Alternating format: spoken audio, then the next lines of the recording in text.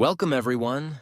Today, I bring you a story that will shock you, surprise you, and teach you powerful lessons about history.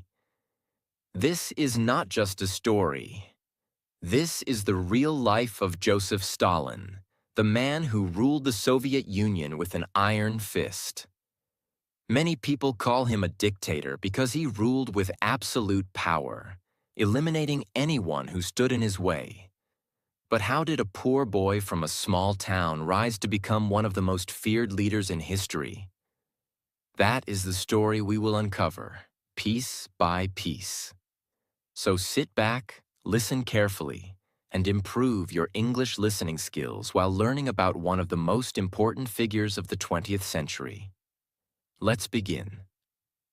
Joseph Stalin was born on December 18, 1878, in a small town called Gori in Georgia, which was part of the Russian Empire at the time. His real name was Iosif Vissarionovich Djugashvili. The name Stalin came much later in his life. Stalin was not born into a rich or powerful family. His father, Vissarion Djugashvili, was a shoemaker, and his mother, Ekaterina Keke Geladze, was a washerwoman. They were poor, and life was difficult. His father was a violent alcoholic who often beat young Stalin and his mother. Stalin's childhood was filled with fear, pain, and struggle.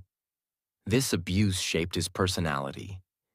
He learned never to show weakness and to always be strong. Despite their poverty, Stalin's mother was determined to give him a good education. She wanted him to become a priest. So, in 1888, she sent him to a church school in Gori. Here, young Stalin was different from other kids. He was small and sickly, but he had a sharp mind. He was good at reading and writing, and he loved books, especially books about revolution and power. His teachers noticed something dark about him. He was not like other children. He was serious, secretive, and sometimes cruel. He would bully weaker students and manipulate others to get what he wanted. At the age of 16, in 1894, Stalin was sent to the Tiflis Theological Seminary, a religious school, in Tbilisi, Georgia. But something changed in him. He no longer wanted to be a priest. Instead of studying religion, Stalin started reading books about revolution. He was influenced by the ideas of Karl Marx, the founder of communism. Marx's ideas taught that the poor should rise up and overthrow the rich. Stalin became obsessed with changing the world through revolution. By 1899, at the age of 21, Stalin dropped out of seminary. He no longer believed in God. He believed in revolution, power, and violence. Now Stalin was jobless, poor, and had no clear future. But he had one thing, a dream of power. He joined Marxist groups and started working as a revolutionary. His job?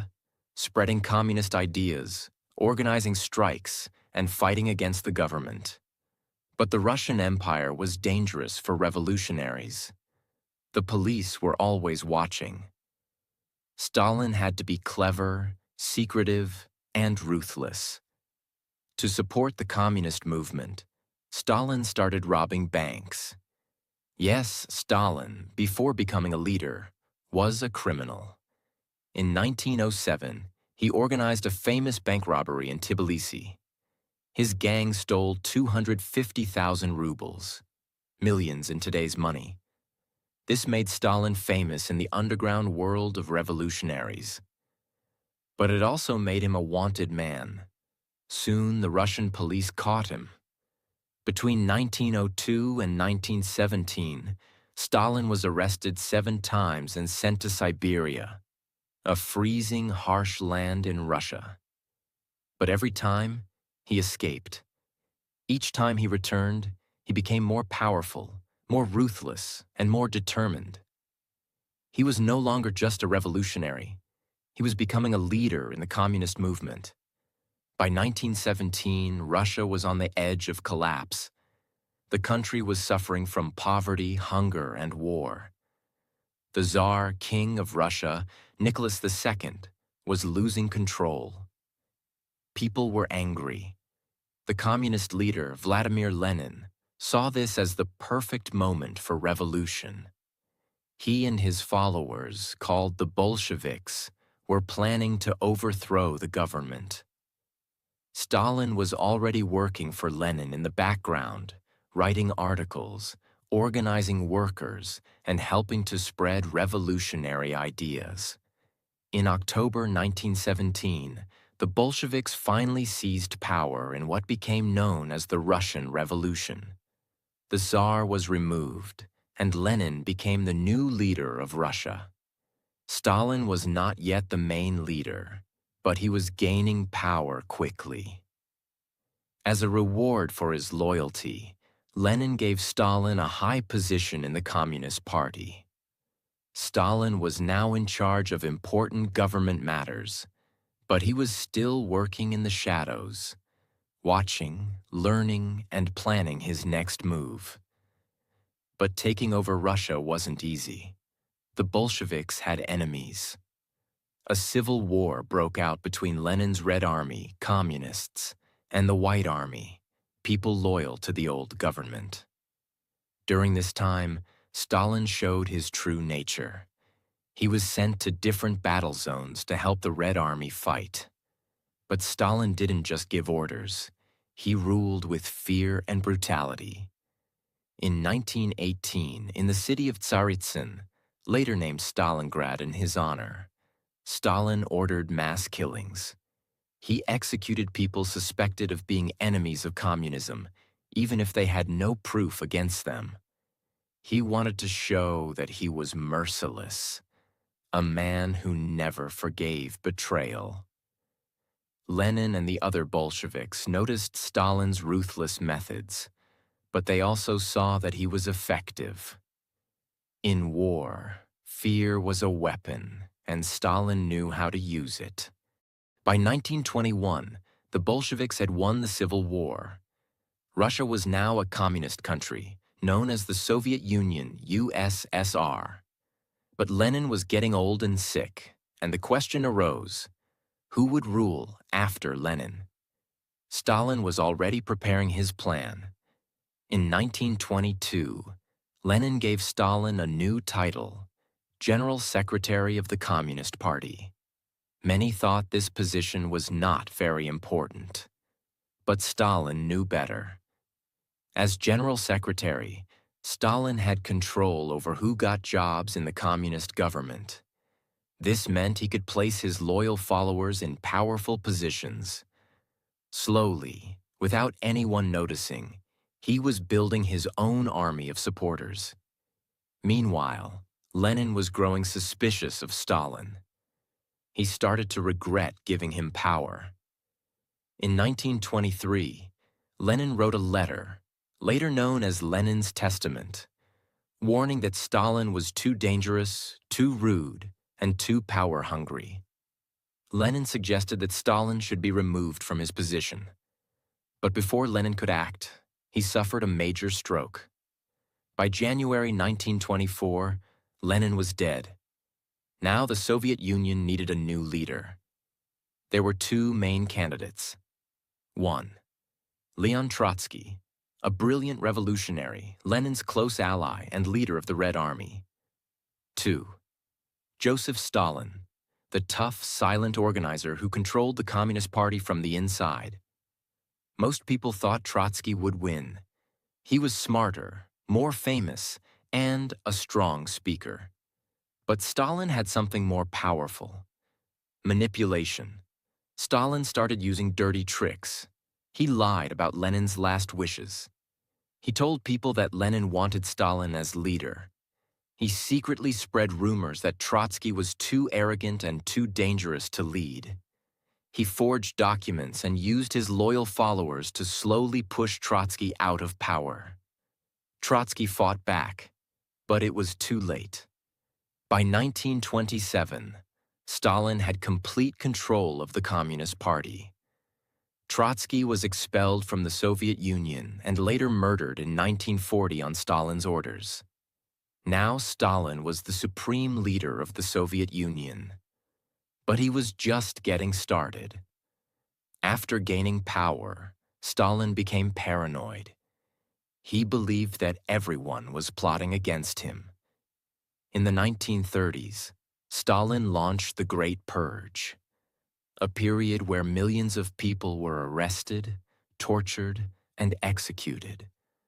High-ranking communists were accused of fake crimes and shot. Military generals were arrested and executed. Ordinary people were taken from their homes at night, never to be seen again. Even Stalin's own friends and allies were not safe. If he suspected anyone of disloyalty, they were killed immediately. One of the most shocking stories was about Nikolai Yezhov, a high-ranking officer who helped Stalin carry out executions. Stalin used him for years, but later turned on him. Yezhov was arrested, tortured, and executed. His existence was erased from Soviet history. The Great Purge created fear across the country. People were too scared to even speak Stalin's name. He had become a godlike figure, untouchable, all-powerful, and terrifying. But his greatest crime was yet to come. In 1932 to 1933, Stalin launched a deadly plan to make the Soviet Union's farms more efficient. He forced millions of farmers to give up their land and work for the government. This was called collectivization. But the farmers resisted. They didn't want to give up their land. Stalin's response? Brutality. He took away their food supplies. He blocked cities from receiving food shipments. Anyone who complained was executed or sent to labor camps. This led to one of the worst famines in human history, especially in Ukraine, where millions of people starved to death. Parents watched their children die of hunger. Some even resorted to cannibalism to survive. This event is now known as the Holodomor, meaning death by hunger. Despite millions dying, Stalin refused to admit fault.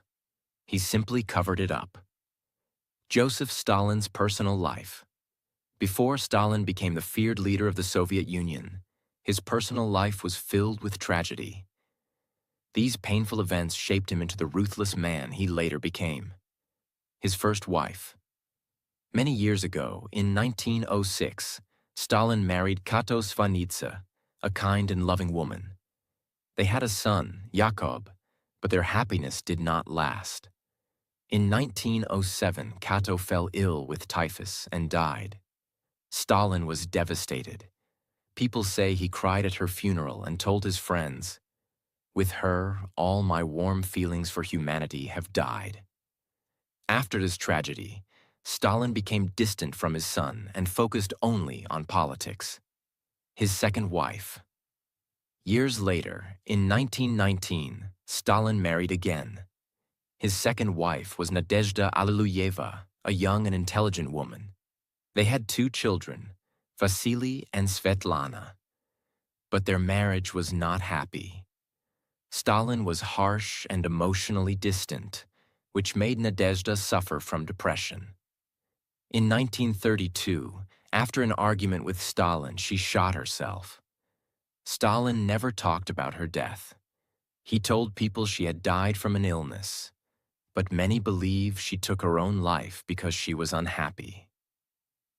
His children. Stalin had a complicated relationship with his children. His eldest son, Yakov, had a distant relationship with him. But in the future, during World War II, he would be captured by the Nazis. They would offer to exchange him for a German prisoner, but Stalin would refuse, saying, "I will not trade a soldier for a general." Yakov would later die in a concentration camp. His son Vasily struggled with alcoholism, and his daughter Svetlana eventually left the Soviet Union and moved to the United States, rejecting her father's rule. The loss of his wives and the suffering of his children made Stalin even colder and more ruthless. Instead of showing emotions, he buried his feelings and focused only on power. This led to one of the most brutal and feared regimes in history. Joseph Stalin was no longer just the leader of the Soviet Union. He was the most feared man in the country. He had wiped out his enemies, sent millions to labor camps, and turned himself into a godlike figure. People worshipped him, feared him, and obeyed him without question. But now he was about to face his greatest challenge ever: World War II and Adolf Hitler. This war would test Stalin's intelligence, his brutality, and his ability to survive in a world where betrayal was everywhere. This is the story of how Stalin fought the Nazis, made Russia a superpower, and continued his reign of terror. While Stalin was busy executing his enemies and controlling the Soviet Union, another dictator was rising in Germany: Adolf Hitler.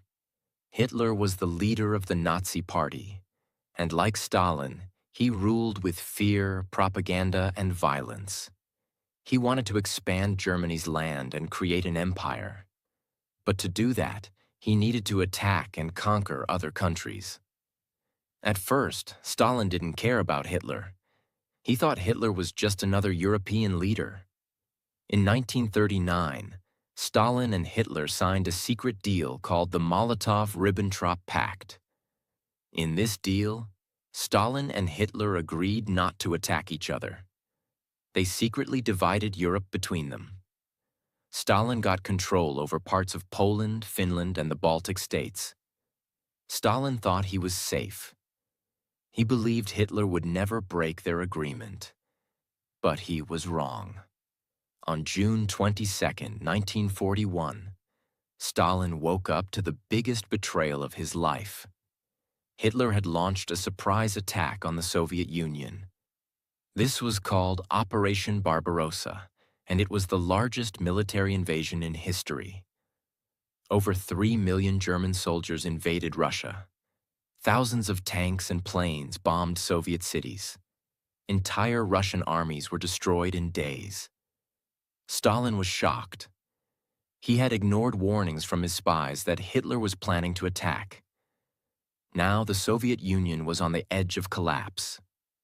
For 2 weeks, Stalin disappeared.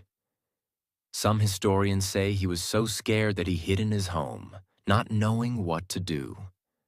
Others say he was planning his counterattack in secret.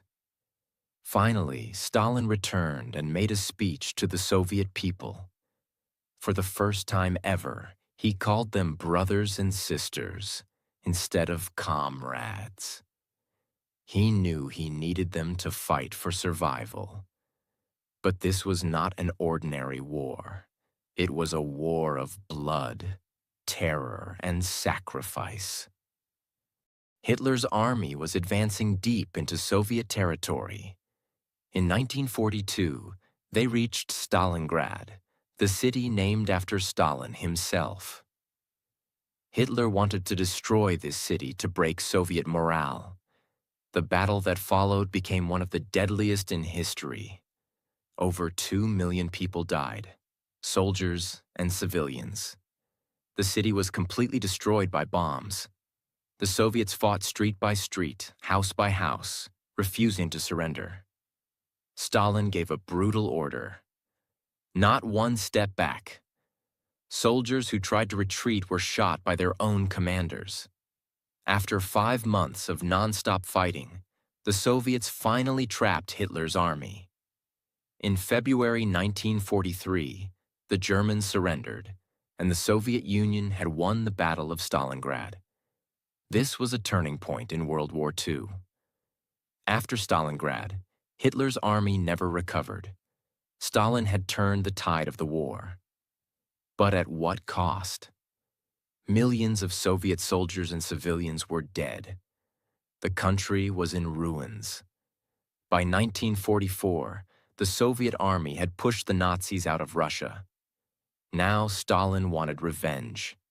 His army marched into Germany, destroying everything in their path. Soviet soldiers captured Berlin, the capital of Nazi Germany. Hitler killed himself in April 1945, knowing he had lost. On May 9, 1945, Stalin officially declared victory over Germany. The Soviet Union had won, but Stalin was not done yet. He now saw himself as the most powerful leader in the world, and he wanted to make sure no one could ever challenge him again. Even though the war was over, Stalin did not stop killing.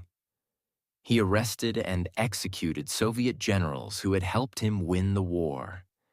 He didn't want anyone else to be more powerful than him. He expanded Soviet control over Eastern Europe.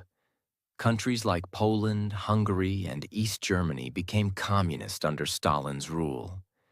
He started the Cold War, a political and military rivalry with the United States.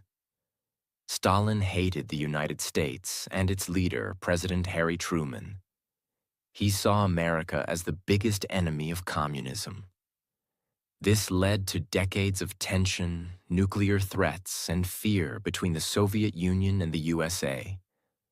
The world was now divided into two superpowers, the Communist Soviet Union versus the capitalist United States. And Stalin was determined to make the USSR the most powerful country on Earth, no matter how many people had to die. By 1948, Stalin was almost 70 years old, but his paranoia was stronger than ever. He believed that even his closest allies were plotting against him. He ordered more purges. Top communist leaders were arrested, tortured, and executed. He targeted Jewish doctors, accusing them of planning to poison him.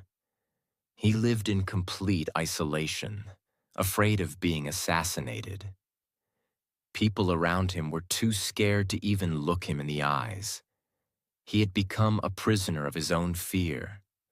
Joseph Stalin ruled with an iron fist, controlling every aspect of Soviet life. He sent millions of people to their deaths, created one of the most powerful nations in the world, and spread fear across the Soviet Union and beyond. But even the most powerful dictators do not live forever. By 1953, Stalin was almost 75 years old. But even in his old age, he was still obsessed with power and paranoid about betrayal.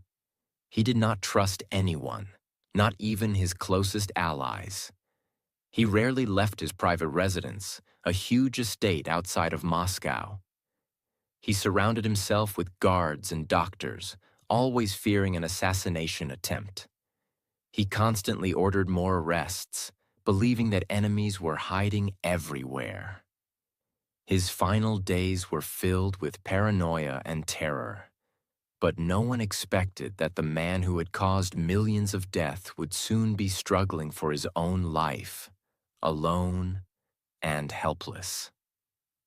On the evening of February 28, 1953, Stalin had dinner with his closest officials, Lavrenti Beria, the head of the secret police, Nikita Khrushchev, Georgy Malenkov, and others.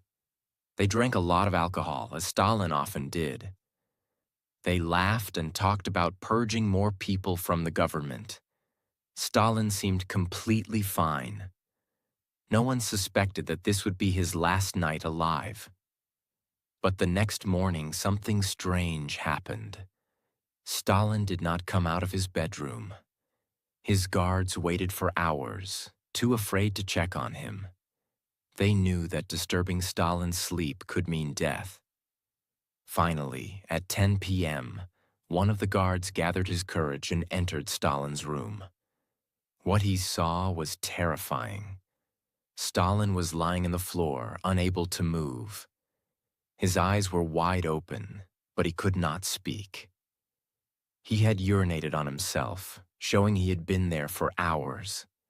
The most powerful man in the Soviet Union was now helpless, lying on the ground like a dying animal.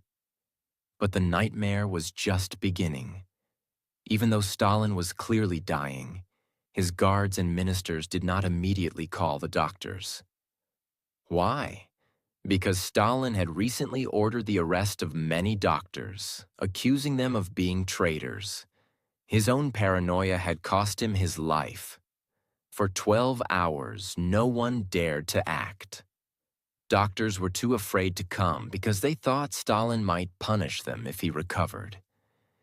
His officials were too scared to make decisions without Stalin's orders.